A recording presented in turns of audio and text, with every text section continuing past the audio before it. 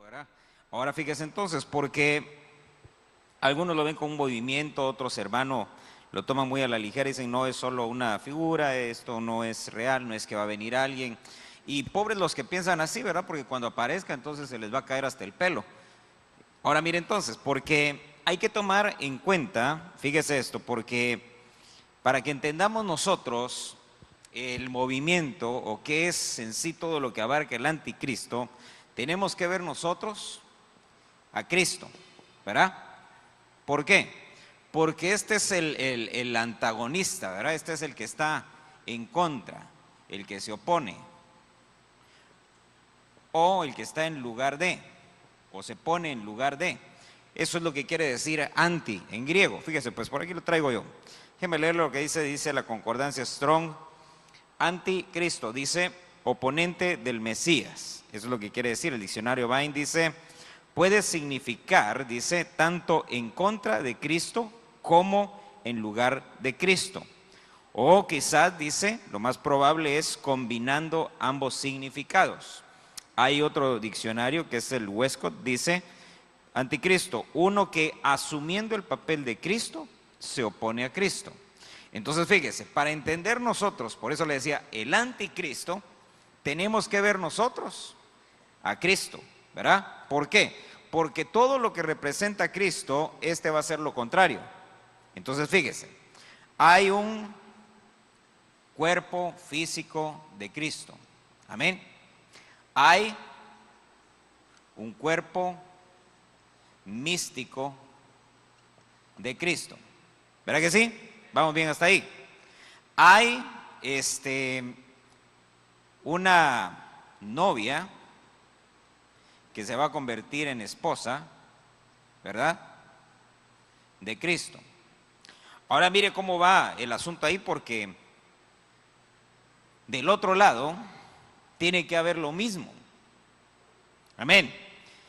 Fíjese pues, el cuerpo de Cristo, el cuerpo místico de Cristo, la esposa de Cristo, y del otro lado tendría que estar el anti cuerpo de Cristo, ¿verdad? El anti cuerpo místico de Cristo y la anti novia de Cristo, que verdad se va a convertir en esposa. ¿Verdad que sí? Sí, vamos bien hasta ahí. ¿Por qué?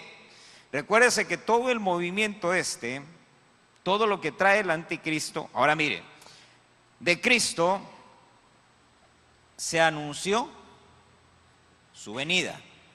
¿Verdad que sí?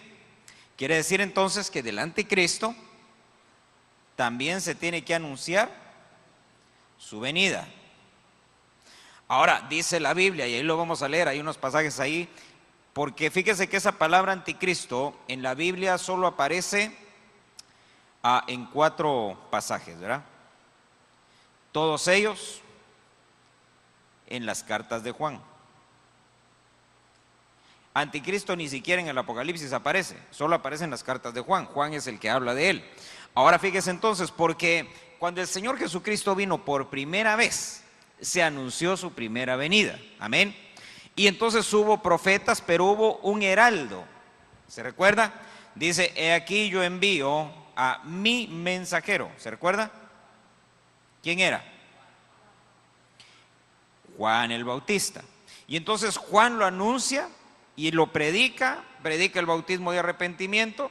Finalmente, cuando el Señor aparece, entonces a Juan lo quitan de en medio. Entonces, quiere decir que a entonces en su venida tiene que traer también su propio mensajero, ¿verdad? El que lo anuncia a él. Curiosamente, en el año 2012 creo que fue, el año pasado como en septiembre, en la ONU, ahí está el video en YouTube, ¿verdad? El presidente de Irán, ¿cómo se llama? Se llamaba, ¿verdad? Porque ya lo quitaron, Ahmadinejad. Pero viene él, se para en una tribuna mundial, que es la ONU, y empieza a hablar, y entonces empieza a hablar, fíjese qué tremendo, ¿verdad? De la venida de Cristo, que ellos le llaman el Mahdi. El Mahdi.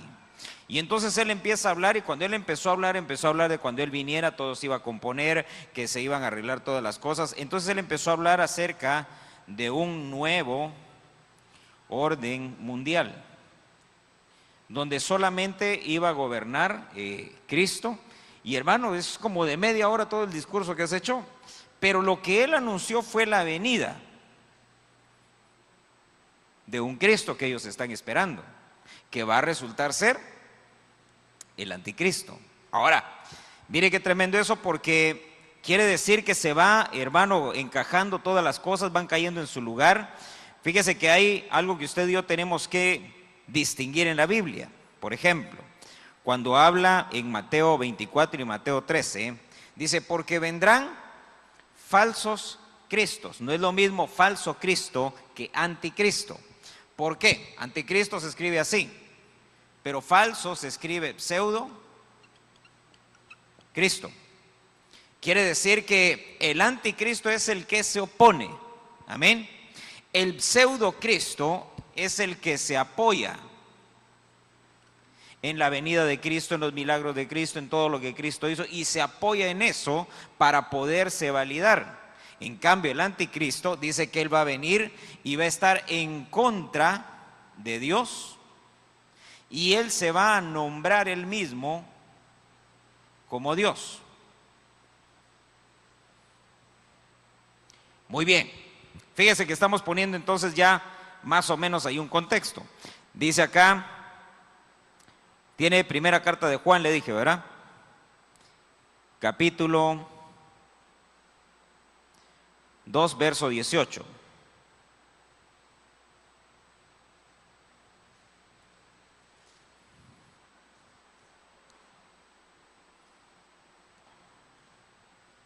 ¿Ya lo tiene?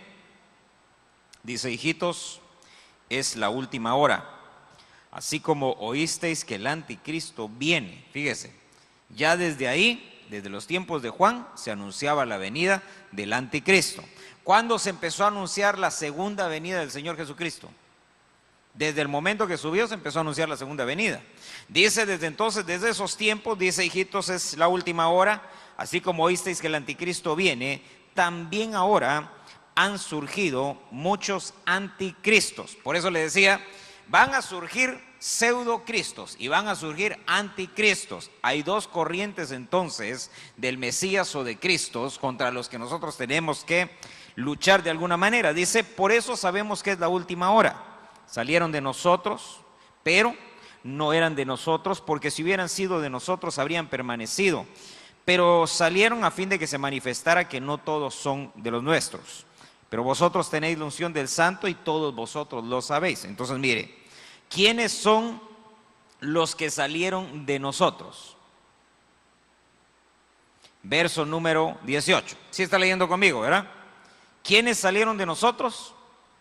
Los anticristos. No es lo mismo que alguien, hermano, caiga de la fe a que se convierta en anticristo, ¿verdad? Porque muchos agarran este pasaje y dicen, sí, salieron de nosotros, pero en realidad no eran de nosotros, porque si hubieran sido de nosotros, habrían permanecido con nosotros, ¿por qué nosotros? ¿Verdad? Pero dése cuenta que no se está aplicando al caído, se está aplicando al anticristo, el que se opone a Cristo. Entonces alguien que de pronto cae, tal vez, hermano, de la gracia, se resbala, no es alguien, hermano, al que se le tiene que señalar como si fuera un anticristo. Porque ¿quién de nosotros está libre de caer? Por eso viene el Señor, ¿verdad? Como les dijo a aquellos que querían apedrear a la mujer adúltera: el que esté libre de pecado, que lance la primera piedra.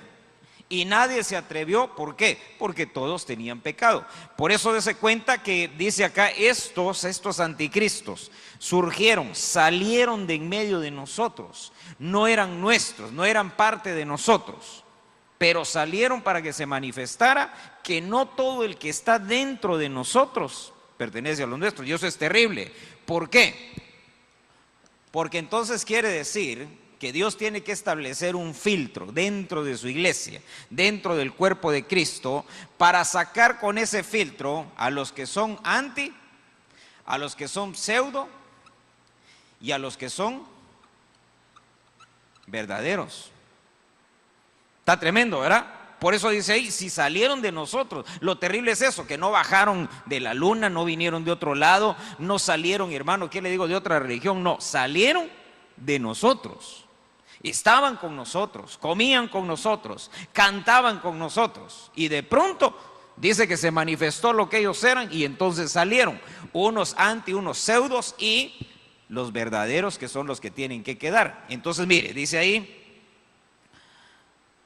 salieron a fin de que se manifestara que no todos son de nosotros. Vosotros tenéis la unción del Santo y todos vosotros lo sabéis. Entonces, ¿qué es lo que define al verdadero? La unción del Santo. Por eso, mire, qué importante, ¿verdad? Porque hoy en la mañana hablábamos y ministrábamos acerca del fuego de Dios. Ese fuego que viene, consume la grosura. Y todo lo que es anticristo en nosotros lo consume. Todo lo que es pseudo en nosotros lo consume. Y lo único que va a quedar es lo verdadero. ¿Por qué? Porque todos nosotros, mire qué terrible eso, todos nosotros traemos una semillita que nos dejaron sembrada desde el principio de la existencia. ¿Cuándo? En la caída, ¿verdad? Todos traemos un cuerpo de pecado, un cuerpo de bajeza o de humillación, ¿verdad? Todos estamos atados a eso. Nadie está libre de caer. Por eso es que necesitamos el fuego, precisamente para que no caigamos. Entonces, mire, porque van a surgir, dése cuenta, antes que venga, mire qué terrible eso. Dice que antes que venga el Señor Jesucristo, van a salir muchos falsos. Antes que venga el anticristo, van a surgir muchos anticristos. Hasta él va a tener sus copias. Va a tener sus gentes que van a decir, yo soy. Por ejemplo, salió uno ahí en Miami que se desapareció, que dijo que se iba a transformar, ¿verdad? Que se iba como a glorificar, que se iba a convertir en un ser radiactivo y dijo, me van a dejar de ver por unos días y luego cuando yo aparezca otra vez voy a aparecer glorificado. Todavía lo están esperando que aparezca. Se fue con el dinero de todos y bueno, una gran estafa. Pero este se levantó y dijo, yo soy Cristo. Dijo, primero, yo soy Cristo, vengo sin relación con el pecado, entonces ahora todos pueden pecar, no se preocupen porque ya son salvos. Como yo soy Cristo, los perdono a todos. Pero luego dijo, no, yo no soy un falso, yo no soy un pseudo, soy el anticristo. Así que todos los que son míos ahora se van a tatuar un 3 seises. Y sí dicen todos los onzos, hermano, y se pusieron 3 seises en el brazo, otros en la frente, unos en la espalda, porque eso era lo que los iba a definir a ellos como seguidores del anticristo, ¿verdad? Ahora dése cuenta, ¿será que ese era el anticristo? No, era un pseudo anticristo, era un falso anticristo. Ahora fíjese, hasta eso tiene el diablo, tiene hasta sus falsos. Ahora, mire esto entonces, por eso dice, acompáñame a la primera carta de Juan, capítulo 2, que es el segundo pasaje donde aparece esta palabra anticristo.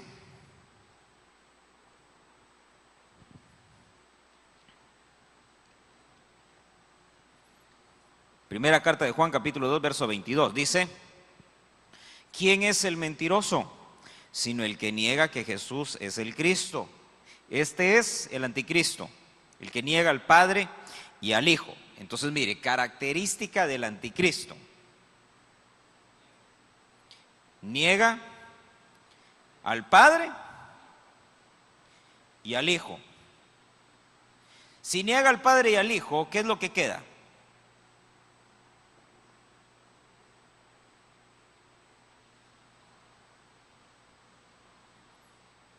La madre, ¿va? Cualquier parecido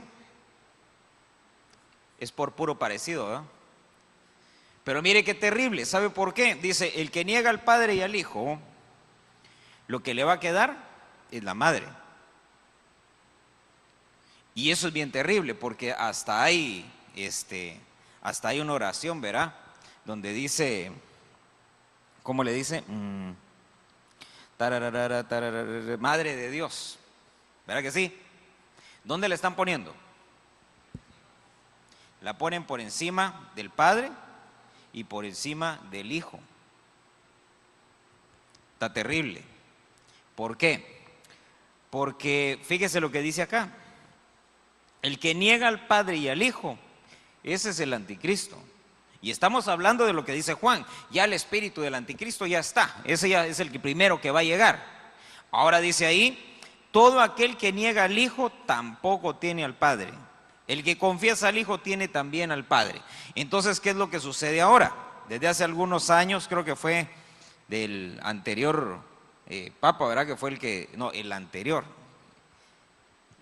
Dijo él, no, el Hijo, Jesús, etcétera, le empezó a dar su lugar y que se mencionara un poquito a Jesús, ¿verdad? ¿Por qué? Porque ya era muy evidente y era muy obvio hacia dónde se conducían. Y entonces luego surgió aquel dicho, ¿verdad? A Jesús por María, pero la oración sigue igual, tararara, Madre de Dios, ¿verdad? Ahora mire, pues, salgamos de ese bache. ¿Qué dice ahí? Todo aquel que niega al Hijo tampoco tiene al Padre. Al que confiesa al Hijo también tiene el Padre. En cuanto a vosotros, que permanezca en vosotros lo que oísteis desde el principio. Si lo que oísteis desde el principio permanece en vosotros, vosotros también permaneceréis en el Hijo y en el Padre. Fíjese, me llama la atención porque no dice que vamos a permanecer en el Espíritu Santo, ¿verdad? Sino que vamos a permanecer ¿en dónde? En el Padre y en el Hijo. No me voy a meter a hablarle algunas cosas ahí acerca de esto, ¿verdad? Para salir de eso. Quiero llevarlo a lo que es el anticristo. Entonces, miren, porque dice acá, que permanezca en vosotros lo que oísteis desde el principio. Desde el principio. Entonces cabe la pregunta, ¿qué oímos en el principio? No que ha escuchado usted las últimas semanas, el último año, no. ¿Qué escuchó usted en el principio? ¿Qué fue lo que hizo que usted doblara las rodillas, levantara la mano y aceptara a Cristo Jesús como Salvador? Mira, hermano, que está a la par suya. Pregúntele qué oíste en el principio. ¿Cuál fue la primera palabra? Esa primera palabra acerca del Padre y del Hijo que despertó la fe, porque dice, por el oír viene la fe. Entonces viene el apóstol Juan y dice, traten de conservar, traten de preservar lo que escucharon desde el principio. Entonces uno empezó a escuchar en el principio la verdad, esa verdad que desarrolló nuestra fe y que por eso creímos, por eso aceptamos, por eso levantamos la mano, por eso todavía estamos en este camino. Ahora fíjese entonces, dice, si nosotros permanecemos en lo que oímos desde el principio, vamos a permanecer en el Padre y en el Hijo, porque ahí tenemos que ser metidos. El Hijo en el Padre y nosotros en el Hijo. Amén. Y el Espíritu Santo, ese va adentro de nosotros, ya se dio cuenta. El Espíritu Santo lo llevamos por dentro y luego somos metidos en el Hijo y somos metidos en el Padre. Ahora vamos para adelante. Negar a Cristo, hermano, ¿sabe qué? Ya para negar a Cristo, ese tendría que ser el último peldaño en una escalera degenerativa para convertirnos nosotros, hermano, en hijos de perdición, así como Judas. Fíjese que hay un pasaje ahí, se lo voy a leer. Dice, a primera carta de Juan, váyase al capítulo 4.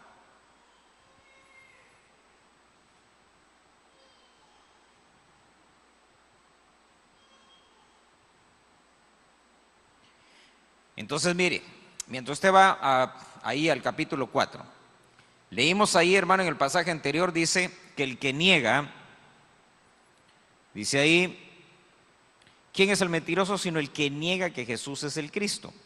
Entonces hay que ponerle atención a las doctrinas que niegan al Señor Jesucristo,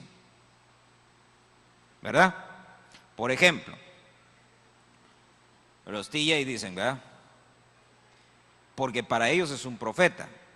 A los judaizantes, porque para ellos también es un profeta, ¿verdad? Y no le pongo otros porque nos podemos meter en líos, ¿verdad? Pero ustedes saquen la lista ahí. Todo el que niega al Señor Jesucristo, todo el que le quita al Señor Jesucristo su lugar, ese es un mentiroso. Y dice que el mentiroso es anticristo. Ahora, Ya tiene capítulo 4. Mire pues, como dice acá, en esto conocéis el Espíritu de Dios.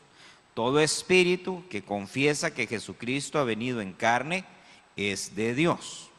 Y todo espíritu que no confiesa a Jesús no es de Dios. Por eso es que dice también en la Biblia que en ningún otro hay salvación, sino solamente en Cristo.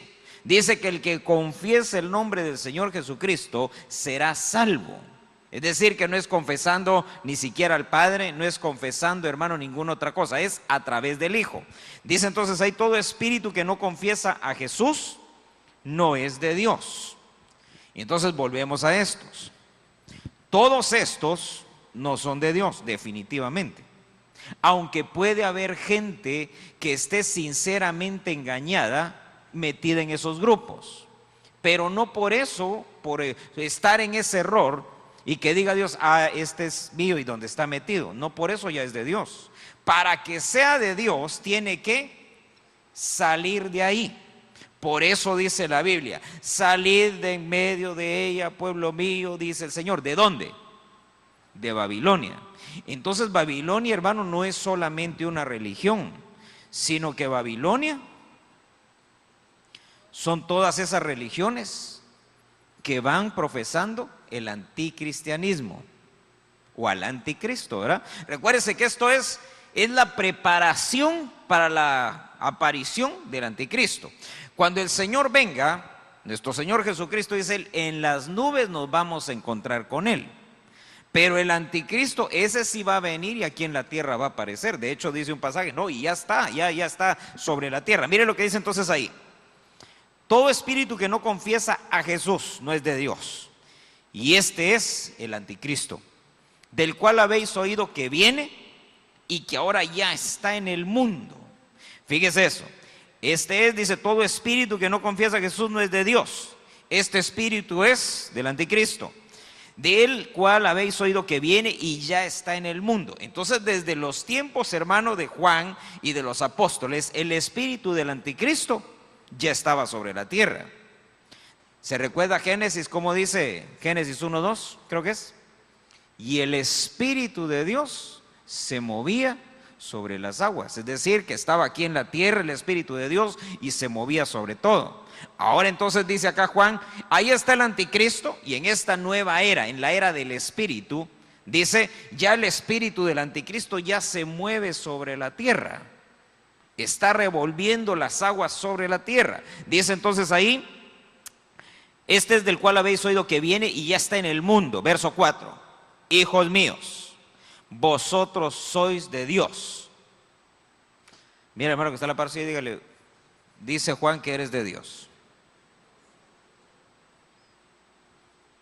El asunto es que usted se sienta de Dios, ¿verdad? Porque Juan dice, todos somos de Dios. Nosotros sabemos que somos de Dios. Pero, dice ahí, mire lo que dice. Hijos míos, vosotros sois de Dios y los habéis vencido, porque mayor es el que está en vosotros que el que está en el mundo. Ellos son del mundo, por eso hablan de parte del mundo y el mundo los oye. Entonces fíjese porque esto es bien tremendo. Quiere decir que cuando el mundo le empieza a poner mucha, pero mucha atención al mensaje de un predicador, el asunto está sospechoso, está raro. ¿Por qué? Porque la palabra de verdad no va a inundar el mundo. Por el contrario, dice que va a haber oposición en contra de la palabra de verdad. Entonces, cuando el mensaje de alguien se empieza a hacer muy atractivo para el mundo, para las noticias que hasta lo sacan, hermano, en televisión y todo, lo quieren tener en una noticia, el mensaje de él está raro. ¿Sabe por qué? Porque dice ahí, ellos son del mundo, por eso hablan de parte del mundo, el mundo los oye. Y eso es lo que está sucediendo en este tiempo. Por ejemplo, hay uno que le llaman, en Estados Unidos le dicen el pastor de América, ¿va? Hasta escribió un libro que se vendió de a montón. Salió hasta en las noticias y el New York Times y todo el asunto. Creo que se llama, creo que la vida con propósito, o una vida con propósito, creo que se llama. Pero vendió bastantes, y luego salió la oración con propósito y el pastor y todo con propósito, ¿verdad? Pero el asunto es que de pronto se empezaron a interesar mucho en su mensaje, ¿verdad?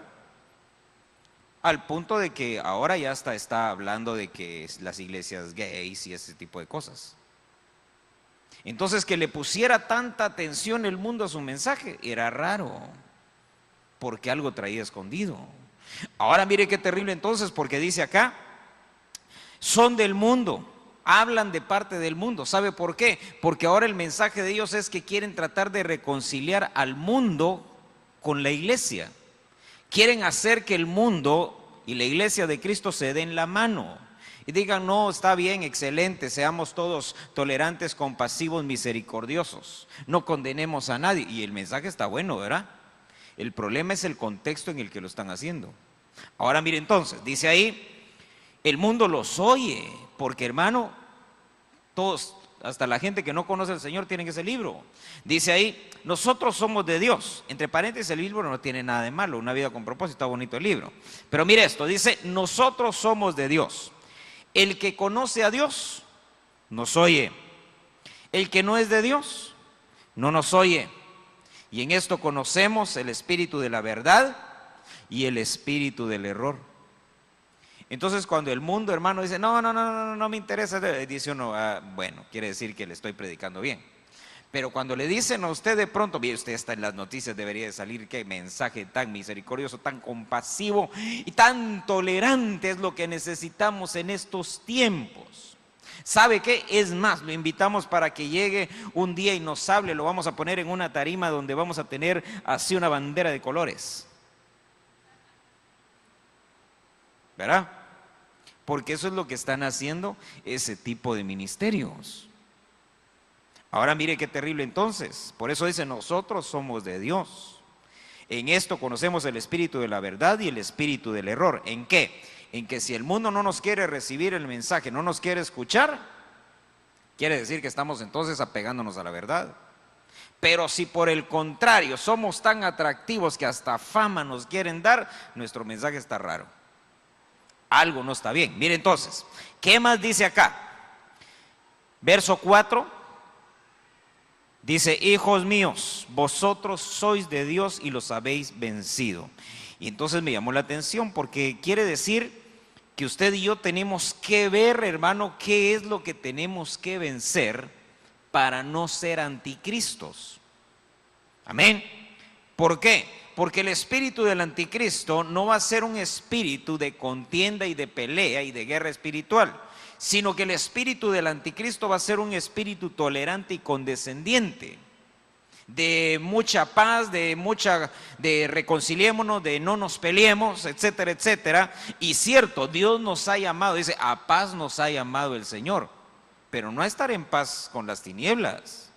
Si contra las tinieblas nos mandaron a pelear, a estar en paz entre nosotros. Amén. Entonces mire, ¿qué es lo que nosotros tenemos que vencer?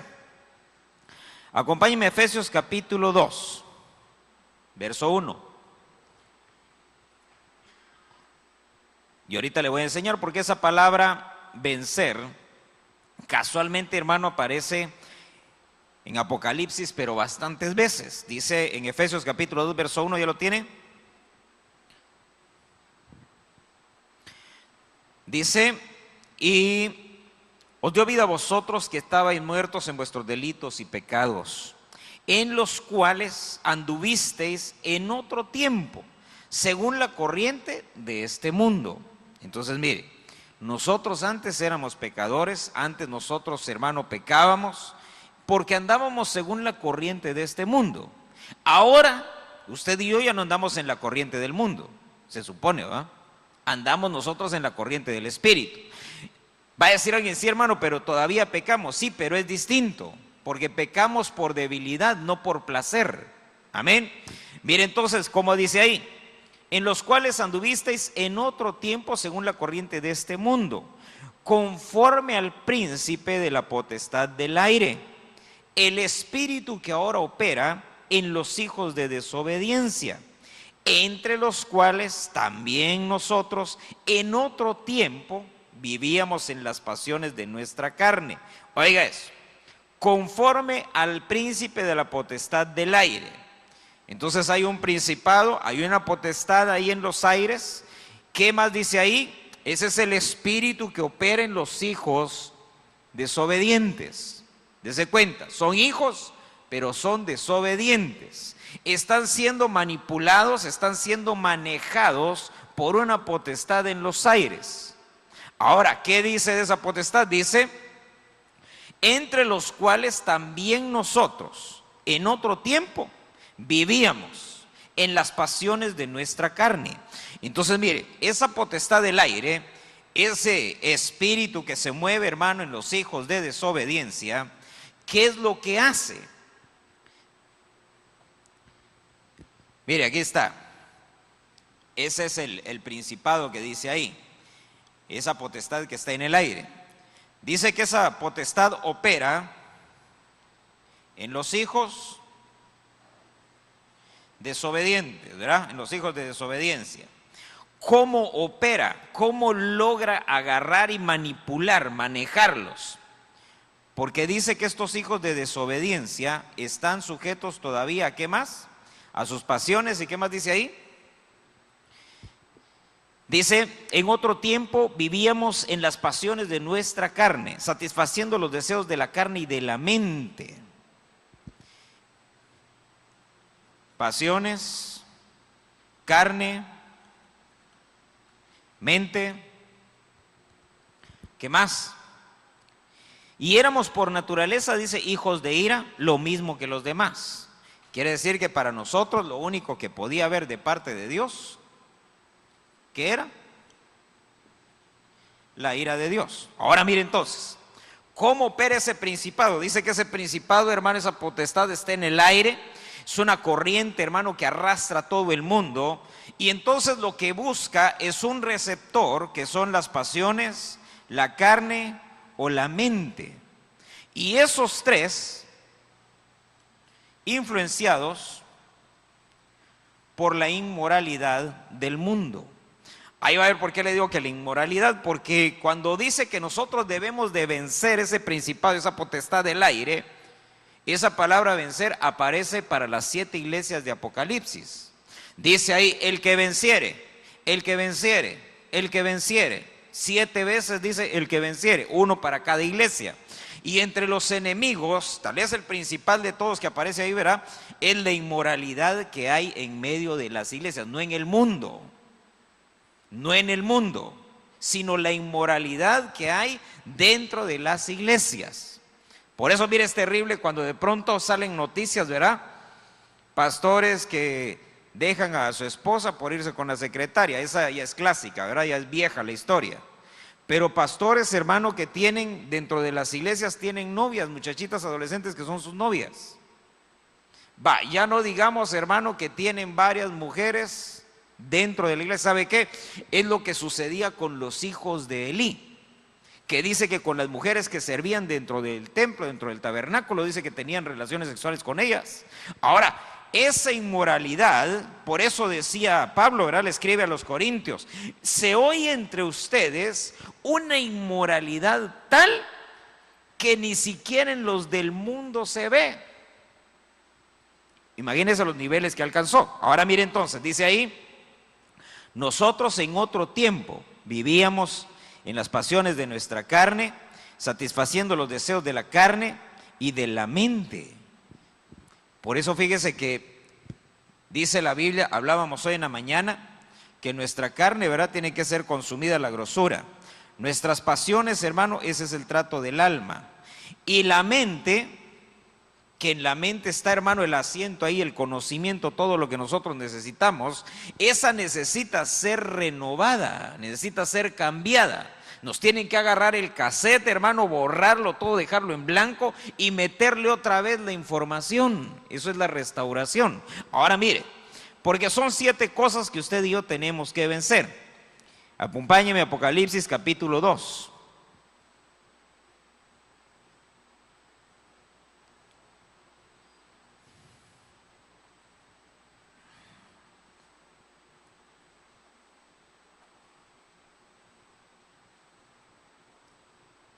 Verso 7, ¿ya lo tiene?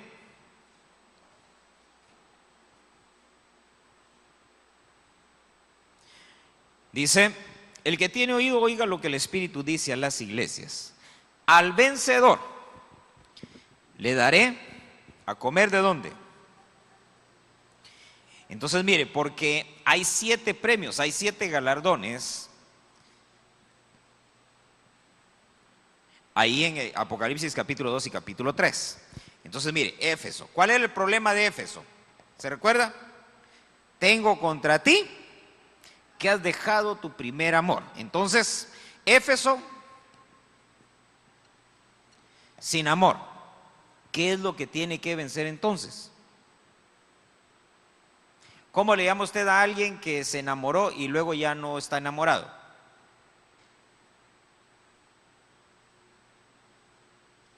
Desamorado, decía alguien, ¿verdad?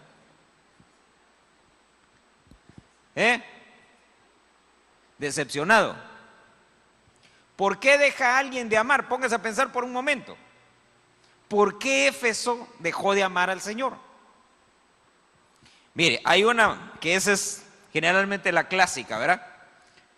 Se conoce el hombre con la muchacha y ahí están, se empiezan a hablar, se empieza a cortejar, empiezan a salir juntos y todo va bien. Todo va bien hasta que de pronto aparece otro más alto, más cuadrado y con más dinero. Entonces el amor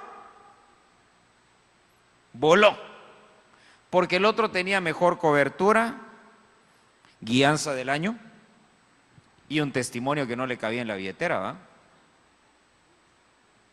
Entonces, ¿qué pasó con el amor? Se esfumó.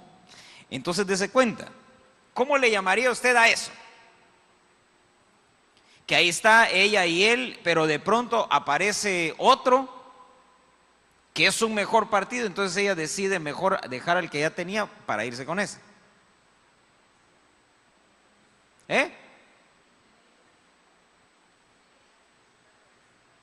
Bueno, mire pues, dice,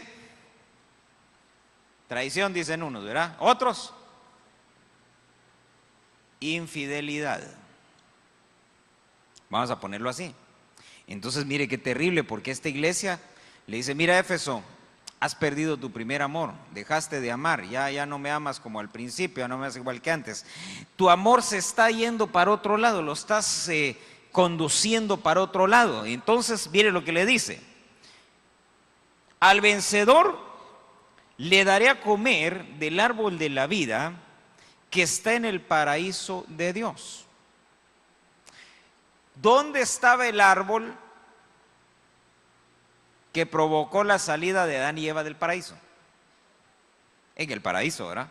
Ahora mire, ¿por qué este árbol viene el Señor y dice, tú que no tienes amor? Si tú vences esa infidelidad que hay en ti, esa traición, vamos a ponerle esa inconstancia, ¿verdad? Esa inestabilidad.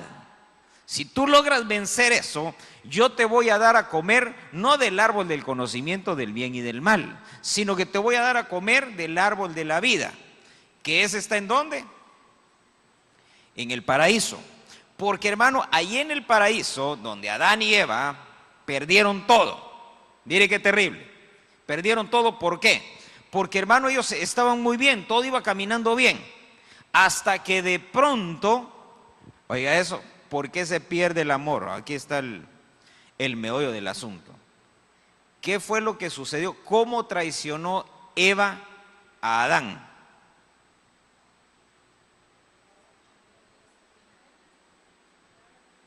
Por escuchar a la serpiente. Pero dice la Biblia, así como la serpiente, ¿qué dice? No, pero fíjese que en la Biblia dice, sedujo.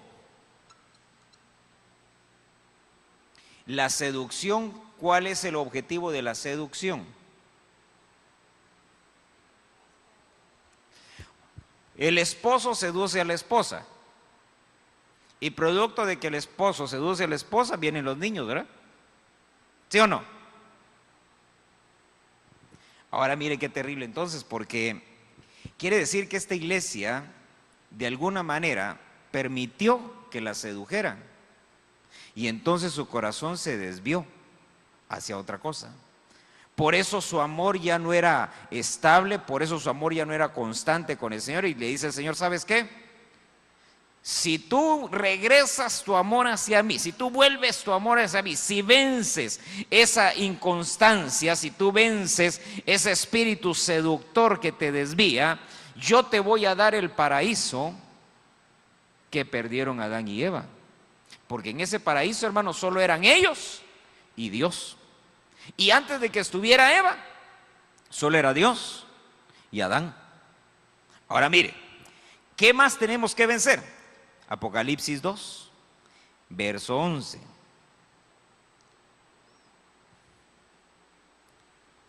Dice, el que tiene oído, oiga lo que el Espíritu dice a las iglesias. El vencedor no sufrirá daño de la muerte segunda. ¿Qué iglesia es esa? ¿Quién? Esmirna. Y mire, tendríamos que ver los nombres de cada una, pero no me quiero meter ahí porque ese es otro mensaje aparte. Pero mire, Esmirna. Viene Esmirna y le dice, mira, si tú vences, si tú eres vencedora, ¿por qué estamos hablando de esto? Porque leímos allá que dice que nosotros tenemos que vencer a ese espíritu, esa potestad del aire. Esa potestad del aire ataca en 7 dimensiones distintas, una de ellas es el amor, pero esta otra, fíjese que Esmirna, cuando usted lee cuál es el problema con Esmirna, le dice el Señor, el vencedor no sufrirá daño de la muerte segunda. No hay muerte segunda para él. ¿Cuál es esa muerte segunda? El lago de fuego. Pero ¿qué es lo que tiene que vencer esa iglesia? ¿Cuál es el problema con ella? Fíjese que cuando usted lee lo que le dicen a Esmirna, ella tiene que enfrentar, hermano, al menos 3 cosas ahí. Tribulación, pobreza. ¿Cuál era el otro? Y este es bien terrible. Blasfemia. Se recuerda que la semana pasada estuvimos hablando de la blasfemia, ¿verdad? 7 blasfemias, luego vimos también cómo se llega a blasfemar contra el Espíritu Santo. Entonces la blasfemia contra el Espíritu Santo, dice, esa no tiene perdón. Por eso es que uno tiene que tener cuidado cómo utiliza su boca. Entonces, oiga, dice, porque un par de pasajes antes, creo que en el verso 10, le dice, dice, sé fiel hasta la muerte y yo te daré la corona de la vida. Pero el premio para esta iglesia no es la corona de la vida. El premio para esta iglesia es que la segunda muerte ya no tiene potestad sobre ella. Por eso dice, al que venza, dice, ya no tendrá la muerte segunda potestad sobre él. Pero mire esto, ¿qué tiene que vencer entonces uno? La tribulación, la pobreza y la blasfemia. Porque este último tiempo va a ser un tiempo donde la blasfemia va a estar pero en la punta de la lengua de la gente.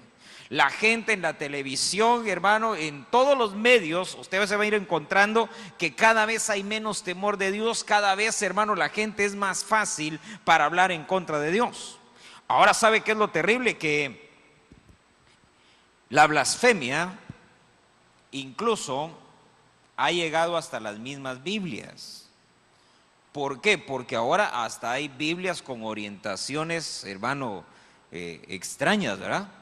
Por ejemplo, hay una Biblia donde cuando dice, habla acerca de Dios y del Padre, ponen ellos Padre, Madre. Y así se va en toda la Biblia. Ya más o menos va viendo usted por dónde va la orientación de esa Biblia. ¿Sabe qué es lo terrible de eso? Que a esta iglesia le dice el Señor, ¿sabes qué? Si logras vencer la tribulación, porque hermano, va a llegar tribulación a nuestra vida, tiene que llegar. ¿Para qué? Para que seamos perfeccionados. Si logras vencer la pobreza, porque hermano, cuando no nos falta nada, todo va bien. Pero cuando enfrentamos escasez, cuando de pronto nos falta algo, cuando de pronto, hermano, ve uno que no hay cómo solucionar el problema, ya sea una enfermedad, hermano, y no tiene uno ni para ir con el médico, entonces es cuando se empieza a ver de qué está hecho uno. ¿Por qué? Porque tanto la tribulación como la pobreza empujan a la gente a hablar en contra de Dios. ¿Usted lo quiere ver? ¿Se recuerda? Job. ¿Qué le decía la esposa a Job? Job, estás pobre y estás enfermo, estás en una tribulación terrible. ¿Por qué no mejor maldices a Dios y te mueres? Si eso hubiera hecho Job, ¿en dónde estaría ahorita? Ahorita lo tendrían a fuego lento en la muerte primera, ¿verdad? Y con boleto comprado con todos los gastos pagados para la muerte segunda. ¿Por qué? Por blasfemo. Ahora dése cuenta entonces, por eso a Esmirna le dicen, mira, vas a tener que vencer la tribulación, vas a tener que vencer la pobreza y vas a luchar contra la blasfemia. Si logras vencer todo eso, entonces el lago de fuego no es para ti. Ahora mire esto, verso número 17 del capítulo 2. Este está todavía más serio. ¿Por qué? Fíjese que estas iglesias a la primera le dicen, mira, tú tienes problemas de amor. Es como Israel. Se recuerda que Israel, el problema con Israel, le dice el Señor ahí en los profetas, Isaías, Jeremías, en Ezequiel, le dice, lo que sucede es que tú te ibas detrás de cualquiera que se te ponía enfrente, te enamorabas del primero que se te ponía enfrente y te olvidabas de mí. A la otra iglesia, Esmirna, le dice, mira, tú vas a enfrentar tribulación, pobreza y el peligro de que en medio de esos probatorios terribles vayas a blasfemar en contra mía. Pero mire esta otra. Apocalipsis 2:17 dice, el que tiene oído oiga lo que el Espíritu dice a las iglesias. Al vencedor le daré el maná escondido y le daré una piedrecita blanca y grabado en la piedrecita un nombre nuevo, el cual nadie conoce sino aquel que lo recibe. Muy bien, ese es el premio. ¿Qué es lo que le van a dar? ¿Qué iglesia es esa? Pérgamo, ¿verdad? ¿Qué le van a dar? Un nuevo nombre. ¿Qué más le dan? El maná escondido.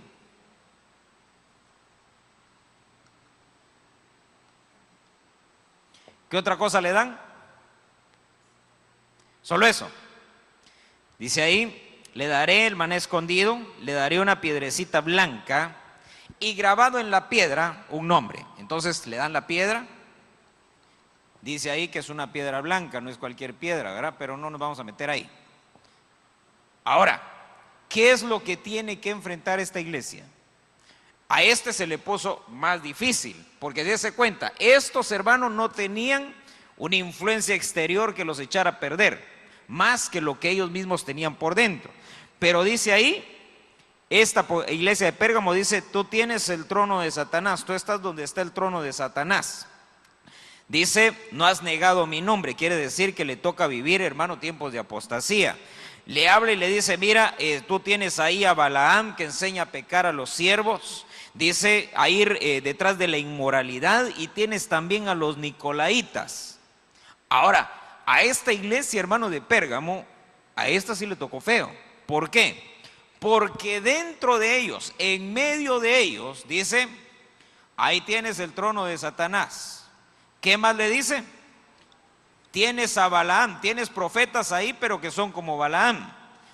Tienes profetas que en lugar de enseñar santidad, lo que te enseñan es inmoralidad, y no solo al pueblo, sino que a los siervos. Dice, les enseña que coman cosas sacrificadas a los ídolos. Oiga eso, la inmoralidad tiene los nicolaitas ahí también. Algunos asocian esta secta de los nicolaitas con el éxito, ¿verdad? Una secta que se dedicaba o que se enfocaba precisamente a eso, porque Nicolás viene de aquella palabra griega que es Nike, ¿verdad? Y que Nike es precisamente eso, tener uno éxito, triunfar. Ahora mire entonces, porque esta iglesia dentro de ella tenía que enfrentarse con varios enemigos. Uno, que tenían al mero diablo sentado ahí adentro y nadie hacía nada.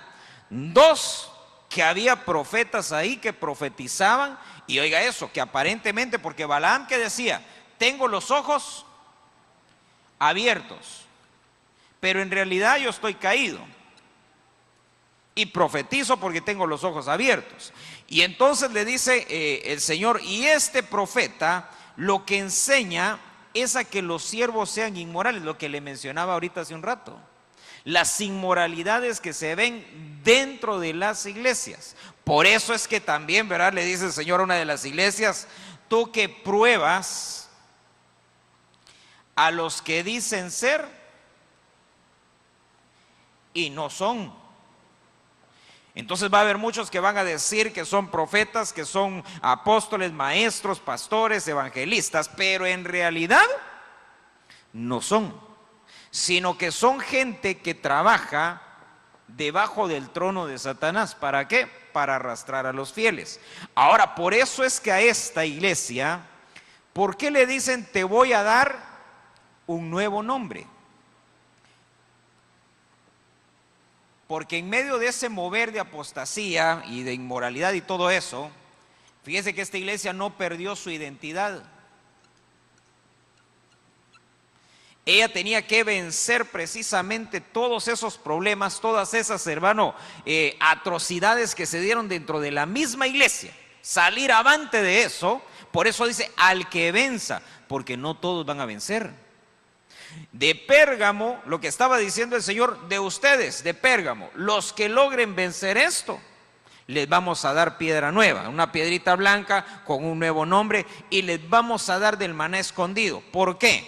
Porque ellos estuvieron, hermano, influenciados, o de alguna manera trataron de influenciarlos con un maná, pero que era podrido, que era la enseñanza de Balaam. Por eso es, hermano, que usted y yo tenemos que ser cuidadosos. Yo insisto mucho en eso, ¿verdad? Pablo le dice a Timoteo, ten cuidado de ti mismo. Timoteo, tú eres un ministro, ten cuidado de ti mismo y ten cuidado de la doctrina, ten cuidado de quién estás aprendiendo. No vayas a estar aprendiendo de Balaam o vayas a estar aprendiendo del mismo trono de Satanás. Qué terrible, ¿verdad? Por eso, mire, yo sé que hay muchos predicadores en el mundo, hermano, que son fieles, amén, que no han dado a torcer su brazo, hermano, delante del enemigo, gloria a Dios. Pero nosotros tenemos coberturas y nosotros estamos llamados, hermano, a mantenernos dentro de esos límites, precisamente para no vernos contaminados por estas cosas. ¿Qué necesidad tenemos de pelear? Fíjese esto, ¿qué necesidad tenemos de pelear contra Balaam si Balaam no lo tenemos aquí adentro? ¿Me explico? Dentro de los ministerios que Dios ha puesto para cubrirnos, nosotros no tenemos un Balaam. ¿Por qué vamos a tener que pelear contra él? La única forma en la que alguien se vería envuelto en eso es que empiece a espigar en otro campo. Mire, cuando Ruth, se recuerda de la historia de Ruth, la moabita, hermano, que se fue con Noemí, y no me pidas que te deje porque no te dejaré, tu Dios será mi Dios, tu pueblo será mi pueblo, donde tú vayas yo iré, etcétera, etcétera, etcétera. Y se va con ella. Cuando ella llega, dice que le dijo a su suegra, mira, dime qué hago acá, cómo es la costumbre, mira, y quiere espigar un campo porque tenemos que comer. Dice que entonces ella se fue a buscar un campo y entonces encontró casualmente el campo de Booz. Cuando llegó al campo de Booz y empezó a espigar, dice que Booz llegó a ver su tierra y cuando la dijo, ¿y esta quién es? ¿Qué está haciendo aquí? Y entonces los criados le dijeron, mira, vino desde la mañana muy temprano y nos pidió permiso de espigar y pues le dimos permiso de que espigara y ahí ha estado levantando espigas. ¿Y quién es? Y entonces le empezaron a contar quién era. Es la moabita que vino con Noemí, que no la quiso dejar porque Noemí ya estaba viejita y dijo, me voy a ir contigo. Entonces vino y nos dijo que no tenían nada que comer, que si le dábamos trabajo. Y entonces viene Booz y dice, muy bien, no la molesten. Y entonces fue con ella y le dijo, mira, ya he dado órdenes que no te molesten, que te dejen trabajar. No vayas a espigar a otro campo. Quédate aquí y sigue los pasos de los siervos. ¿Por qué? Porque los siervos iban adelante cortando. Y cortaban manojos y los armaban. Lo que a ellos se les caía era para que las mujeres que venían atrás lo fueran levantando. Eso era para ellas. Por eso viene él y dice que llamó a sus siervos y les dijo, necesito que me hagan un favor. Cuando vayan espigando, por favor dejen caer a propósito las espigas. ¿Para qué? Para que no haya escasez de alimento para Ruth y Noemí. Ahora, ¿cuál es la figura entonces? Por eso dice que a estos les dan el maná escondido, el pan escondido. Fíjese que a esta mujer, a Ruth le dijeron, no vayas a espigar otro campo, quédate aquí en mi campo. Vos es figura de Cristo. Por eso viene y dice, Él pone los siervos adelante para que uno los siga. Y no hay necesidad de que uno se salga, no, los siervos van a agarrar y ellos van a dejar caer lo necesario para que nosotros tengamos sustento. Pero si uno se va, habla, es que me dijeron que este predicador, qué tremendo, es que me dijeron que hace unos milagros, hasta magia parece que está haciendo ahí. Cuando uno empieza a espigar en otro campo, empiezan los problemas, porque le van a dar cizaña en vez de trigo. Bueno, ahora mire, por eso es que esta iglesia, hermano, se la vio fea, pero mire esta otra, verso 26. De ahí mismo del capítulo 2, dice, al vencedor, al que guarda mis obras hasta el fin, le daré autoridad sobre las naciones, las regirá con vara de hierro, como los vasos del alfarero son hechos pedazos, así como yo también he recibido autoridad de mi Padre. Verso 28, le daré el lucero de la mañana. Entonces, mire, ¿contra quiénes se enfrenta? ¿Qué iglesia es esta? ¿Quién es? Tiatira. Entonces, mire, a esta iglesia de Tiatira, cuando usted ve, le dice, te voy a dar como premio, te voy a dar autoridad. Ese va a ser tu galardón. Dice, le voy a dar autoridad, va a regir con vara de hierro. ¿Qué más le van a dar? Dice ahí, con vara de hierro y como los vasos del alfarero son hechos pedazos, así dice, como yo también he recibido autoridad de mi Padre. Y le daré el lucero de la mañana. Ahora, ¿contra quién tiene que pelear? ¿Qué es lo que ella tiene que vencer? Entonces, cuando usted lee, hermano, ¿qué es lo que hay? Y mire, esta también tenía los enemigos, no los tenía afuera. Esta iglesia los enemigos los tenía adentro. Y el primero de ellos que le menciona, ¿quién es? Jezabel. Dice, tienes allí contigo a Jezabel, que se dice ser profetiza. Dice que es profeta, pero en realidad no es. Dice que profetiza de parte de Dios, pero en realidad no es de parte de Dios. Entonces mire qué terrible. ¿Qué es lo que hace esta Jezabel? Fíjese que Pérgamo tenía ¿a quién? A Balaam. Balaam enseñaba acerca de la inmoralidad, que los siervos se fueran tras la inmoralidad. Mire lo que hace esta mujer. Dice Jezabel, esta profetisa, seduce a los siervos y los hace inmorales. Ahora recuérdese que la seducción no es que lo fuerzan a uno, no es que lo obligan, sino que con palabras dulces, ¿verdad? Con palabras rebuscadas lo empieza a envolver. ¿Cómo fue que hizo Dalila para poder destruir a Sansón? ¿Se recuerda? Lo sedujo. ¿Cómo lo logró seducir? Dice que empezó, hermano, a decirle y le rogaba y lloraba delante de él para que le revelara cuál era su secreto. Hasta que finalmente dice que Sansón no pudo más porque su alma, fíjese esto, la seducción puede llevar el alma a mortal angustia. Entonces hay siervos que son como la iglesia de Tiatira, que de pronto, hermano, permitieron que Jezabel se metiera con falsa profecía, con falsa enseñanza, con falsa revelación, los empezó a seducir de tal manera que de pronto sus almas fueron rebajadas a mortal angustia porque no saben qué hacer, no saben cómo dar paso atrás y decir, hermanos, me equivoqué. ¿Saben qué? Esto que estamos predicando no es así. Porque el problema es, hermano, que a veces cuando el ministro empieza a crecer, empieza a sentir que es infalible, que no se equivoca. Y entonces qué vergüenza, porque la gente se puede ir de la iglesia si digo que me equivoqué. y entonces prefieren no dar marcha atrás. Ahora mire qué más hace. Y porque este es terrible. Dice, les enseña a ir detrás de la idolatría, pero este otro fue el que me dejó, porque dice ahí que los ha metido a las profundidades. ¿De quién?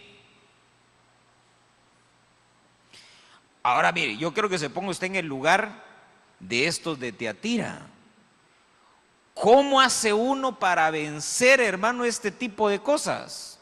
Por eso es que, mire, los que van a vencer ahí de verdad que van a tener que ser valientes. Va a tener que ser gente, hermano, que tenga buenos arrestos, que tenga buen carácter y que vaya en contra, hermano, de Jezabel, de la idolatría, de las profundidades de Satanás. Porque, hermano, hablar de las profundidades de Satanás, ya estamos hablando de hechicería en medio de la iglesia. Dese cuenta, no estamos hablando de afuera en el mundo, no estamos hablando de una influencia que viene de allá afuera, no, estamos hablando de lo que se metió dentro de la iglesia y empezó a influir dentro de la iglesia. Por eso a estas iglesias les dice, si tú logras vencer, yo te voy a dar autoridad. ¿Por qué le van a dar autoridad? Porque Jezabel es la que quita la autoridad. Entonces, ¿qué está diciendo el Señor? Si tú conservas tu autoridad delante de Jezabel, yo aquí arriba, cuando llegues acá, cuando termine todo esto, si logras vencer la autoridad de Jezabel, yo a ti te voy a dar autoridad sobre ella. Ahora mire qué terrible entonces, porque ¿qué más? Yo lo llevo rápido porque ya se me acabó el tiempo, ¿verdad? ¿Cuánto llevo allá atrás? No. A ver, Apocalipsis capítulo 3. ¿Qué más hace Jezabel? Se me olvidó ponérselo acá, las falsas doctrinas. Ya tengo una, ¿verdad?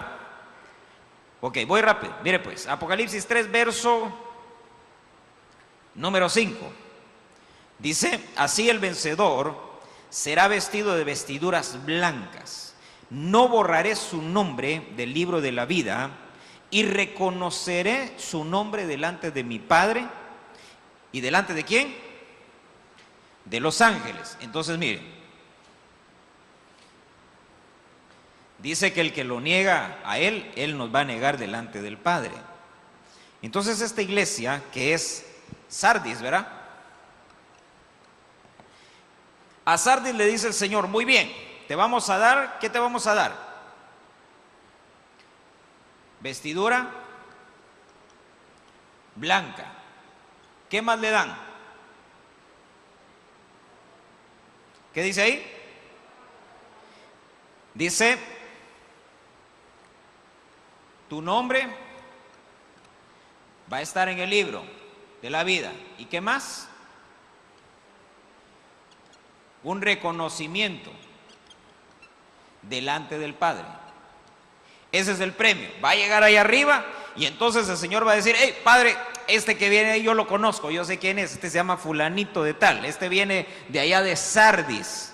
Y ahí en la entrada, hermano, van a decir, pónganle vestiduras blancas, vístanlo de blanco. ¿Por qué? Porque este venció en la iglesia de Sardis. ¿Cuál era el problema de Sardis? Cuando usted lee ahí, fíjese que dice, tuvo que enfrentarse con falsos nacimientos. Ahorita le voy a decir por qué falsos nacimientos. Vamos allá, Apocalipsis capítulo 3, dice, quiero ver si es este. Sardis dice, yo conozco tus obras, que tienes nombre de que vives, pero estás muerto. Es decir, que ellos pensaron que habían nacido de nuevo, pero en realidad no nacieron. Y entonces estos falsos nacimientos, estos son falsos creyentes, ¿verdad? Que en realidad no nacieron. En realidad ellos, hermano, ellos eran fans, ¿verdad? Eran fans del evangelio. Ellos de pronto dijeron, pues en algo tenemos que medio creer, ¿verdad? En algo tenemos que confiar. Y entonces se hicieron, hermano, fans del evangelio, fans del cristianismo, pero nunca nacieron. Por eso dice, mira, yo conozco tus obras, tú dices que estás vivo, pero en realidad estás muerto. Y entonces viene el Señor y oiga, ¿qué otro problema tenía esta iglesia?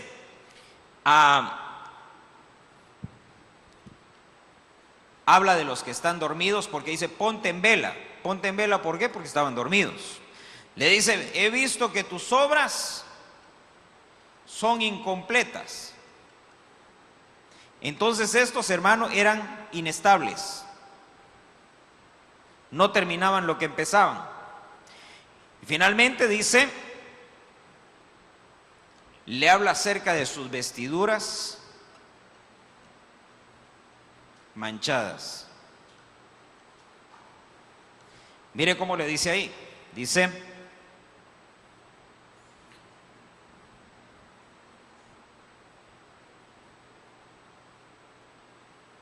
ay, se me perdió. ¿Qué le dije? Era verso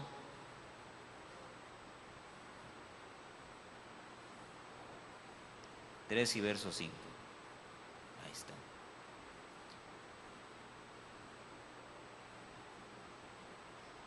Dice, ponte en vela, afirma las cosas que quedan, que estaban a punto de morir, porque no he hallado completas tus obras delante de mi Dios. Acuérdate de lo que has recibido y oído, guárdalo y arrepiéntete. Por tanto, si no velas, vendré como ladrón y no sabrás a qué hora vendré sobre ti. Pero tienes unos pocos en Sardis que no han manchado sus vestiduras, y estos andarán conmigo vestidos de blanco porque son dignos. Entonces quiere decir que los demás de Sardis mancharon sus vestiduras. Ahora mire, cuentan la anécdota, así rapidito, de un hombre que lo mandaron, ¿verdad? Como vendedor a un pueblo donde la gente tenía, ¿cómo se llama eso? Bocio, ¿verdad? Que es así, huehuecho le decimos allá, que es una bola que se hace aquí en el cuello. Pero era porque en su alimentación ellos tenían deficiencia de sodio, creo que es lo que provoca eso. Yodo es la cosa, bueno, una deficiencia de yodo. Entonces cuando él llegó, todos se reían de él, porque lo veían y decían, pobrecito, tiene problema, está enfermito, salió defectuoso. ¿Por qué? Porque no tiene el de acá, pero porque todos ahí lo tenían, ¿verdad? Entonces cuando él llegó y se dio cuenta, dijo, Dios mío, aquí todos tienen ese problema, aquí falta yodo. Pero ¿a dónde quiero llevarlo? De la misma manera, si todos en Sardis, hermano, tenían manchadas sus vestiduras, ¿cómo se vería el que no las tenía manchadas? Es como el dálmata, ¿verdad? Que es blanco, todos los demás son manchados y el otro es blanco, dicen, se me hace que este no, como que no es de aquí, no es de esta camada, saber de dónde salió. Entonces, de la misma manera, el que vence en Sardis, ¿quién es? El que logra conservar su vestidura manchada. Ahora, el que logra conservar su vestidura limpia. Ahora, ¿por qué es tan complicado conservar la vestidura limpia? Porque dése cuenta, estos son, hermano, falsos nacimientos, estos nunca nacieron de nuevo. Los otros que probablemente sí nacieron están dormidos. Y los que probablemente estén despiertos, hermanos, son inestables e inconstantes. Ahora imagínese entonces, hermano, cómo poder conservar la vestidura limpia en medio de inestabilidad, de inconstancia, de dormilones y de falsos nacidos. Gente que de pronto dice que nació de nuevo, pero no nació, y por lo tanto, hermano, para ellos nada es pecado. Por eso a esta iglesia le dicen, mira, si logras conservar tu vestidura blanca, te voy a dar vestiduras allá en el cielo. Tu nombre va a estar escrito en el libro de la vida, y cuando llegues allá delante del Padre yo te voy a reconocer. ¿Por qué? Porque no fuiste inestable. Mira esta otra, finalmente dice Filadelfia. Dice verso 12, aunque a Filadelfia, hermano, el Señor no le dice, tengo algo contra ti. Sin embargo, al final sí le dice, al vencedor. Entonces, si hay algo que vencer, quiere decir que Filadelfia, hermano, no es perfecta del todo. Hay cosas que ella tiene que observar y que tiene que cambiar y corregir. Por eso le dice, al vencedor le haré una columna en el templo de mi Dios, nunca más saldrá de allí. Escribiré sobre él el nombre de mi Dios y el nombre de la ciudad de mi Dios, la nueva Jerusalén, que desciende del cielo de mi Dios, y mi nombre nuevo. Entonces, mire, Filadelfia, que Filadelfia es la iglesia fiel, ¿verdad? ¿A esa qué le van a dar? Dice, te voy a hacer una columna y sobre ti voy a poner el nombre de Dios y el nombre de la ciudad santa, es decir, lo hacen ciudadano del cielo. Pero ¿cuál era, hermano, lo que tenía que vencer? Dice, eres una iglesia que tiene poco poder. ¿Qué más le dice? Si guardas la palabra,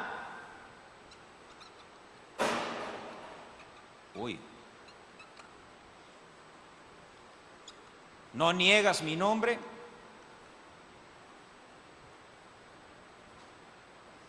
oiga eso, la sinagoga de Satanás, y le habla acerca de su perseverancia, quiere decir que tiene problemas para seguir adelante. Y le dice, si retienes la corona, quiere decir que no la tiene bien agarrada, no la tiene asegurada. Ahora fíjese entonces, ¿contra qué tiene que pelear esta iglesia? Tiene poco poder, pero el Señor dijo, yo les he dado autoridad, les he dado poder sobre todo poder del enemigo. Entonces, ¿por qué tiene poco poder esta iglesia? En algo está deficiente. Algo tiene que buscar. Por eso le dice, te voy a hacer columna, te voy a escribir el nombre de Dios. ¿Por qué? ¿En dónde radica el poder que nos dieron? Dice, para que en el nombre de Jesús hagamos todo. Entonces, ellos tienen un problema, porque su fe y su confianza no está del todo en el nombre del Señor Jesucristo, sino que confían en su propia fuerza. Ahora, le dice, si has guardado la palabra, no has negado mi nombre, aunque estás en medio de donde está la sinagoga de Satanás, mire, tiene que pelear precisamente contra, como menciona Pablo, las doctrinas de demonios, ¿verdad? Ahora mire, finalmente, Apocalipsis 3:21, ya con esto cierro, se lo menciono nada más. Dice, al vencedor le concederé sentarse conmigo en mi trono, como yo también vencí y me senté con mi Padre en su trono. Entonces mire, esta iglesia, viene el Señor y le dice, mira, tú tienes un problema, que no eres ni frío ni caliente. Ojalá fueras frío, ojalá fueras caliente. Esta es la iglesia de la Odisea. ¿Cuál es el problema? Tiene que pelear con la tibieza. Tiene que salir de ese acomodamiento y lograr encender el fuego de Dios en su corazón. ¿Qué más? Otro problema que tiene que vencer la riqueza material. ¿Qué más? Le dice, tú dices que eres rico, pero en realidad, ¿qué eres? Está desnudo. Tiene que buscar vestirse. ¿Qué más le dice ahí? Estás desnudo, eres ciego, no tienes celo por las cosas santas y le dice, he aquí yo estoy a la puerta y llamo, si abres, voy a entrar y voy a comer contigo. Quiere decir entonces que tiene las puertas del corazón, las tiene cerradas. Por lo tanto, no puede recibir la visitación de Dios. Por lo tanto, no puede entonces estar vestida ni tener las riquezas que realmente valen, que son las de arriba. Por eso esta iglesia, mire, le dice, el que venciere, le voy a conceder que se siente conmigo en mi trono. Tiene que pelear entonces, hermano, contra todas estas cosas. ¿Cuál es el premio? El trono. Si usted junta las 7 iglesias, ahí hay 7 galardones para el que logre vencer en cada una de esas dimensiones. Ahora, dése cuenta que esta iglesia tenía un acomodamiento material, pero espiritualmente no tenía nada. Y eso es un gran problema. ¿Por qué? Estamos nosotros, verá, en el año de la prosperidad. Pero hay quienes creen que solo se trata de la prosperidad material, cuando en realidad lo que dice Dios es no, lo que hay que buscar es la riqueza interior. Lo de afuera, hermano, es lo de menos, aunque estemos desnudos por fuera, pero si estamos bien vestidos por dentro, vamos a alcanzar galardón. Amén y amén. Cierre sus ojos. Vamos a orar rápidamente porque ya nos están apedreando, ¿verdad? Padre, en el nombre de Jesús, gracias te damos, Señor, por tu misericordia y tu bondad, porque estás con nosotros. En el nombre de Jesús, te pedimos, Señor, que tu palabra, Señor, quede plantada en nuestro corazón, Señor, en el nombre de Jesús. Bendice, Dios, a tu pueblo, bendice, Señor, a nuestros vecinos, Padre, en el nombre de Jesús. Danos gracia con ellos, Señor, en el nombre de Jesús. Te pedimos en esta hora que nos lleves con paz y bendición, Señor. Y mi Dios, que nos des, Señor, un corazón dispuesto, un corazón fiel para seguirte, Señor, en medio de todo tiempo, en medio de cualquier circunstancia, que podamos ser vencedores y más que vencedores, Señor, en todas y cada una de las etapas, Señor, de nuestra vida en Cristo. En el nombre poderoso de Jesús, gracias te damos, Señor, en el nombre de Jesús. Amén, Señor, y amén. Gloria a Dios. Muy bien.